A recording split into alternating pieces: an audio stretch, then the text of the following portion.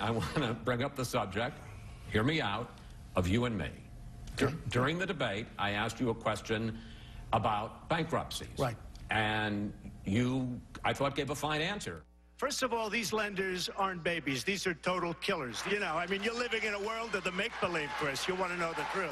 I thought it was my best answer. Then, for about a week, you go after me. You say, blood's pouring out of my eyes. You compare me unfavorably to my father. And I agree. He's one of a kind. Here's the question. You're running for president. I mean, we talked to Chris Christie about Bridgegate. We talked to Carly Fiorina about... destroying a company. She destroyed her company. Okay, I guess the question is... No, it's not personal. Are you a little thin-skinned? No, I'm only thin-skinned when somebody says bad things that are false. For instance, if you hit me about something that's true, all right, the bankruptcy, I use that as a tool. I didn't ever file for bankruptcy. Out of hundreds and hundreds of deals, I've done it 4 times. I've used it 4 times. But it was just a question. No, I know, but the way it was phrased. The way it was phrased. I could see the eyes, okay? I don't even know what blood's coming out of my eyes. I've used it as a tool brilliantly.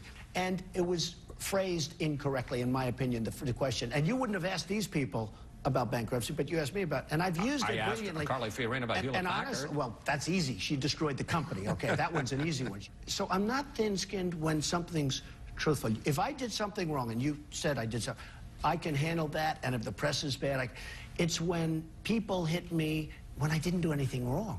You know, it's like, then it's not a question of thin skin. I will fight back. You say, my father covered you in a much fairer manner. So I decided to go back and look at your first profile on 60 Minutes. He talked a lot about your successes, but he also talked about the fact you were in a controversy then. The allegation was that you were trying to throw middle-class people out of a rent-controlled building so you could create condos for rich people. Here's a clip.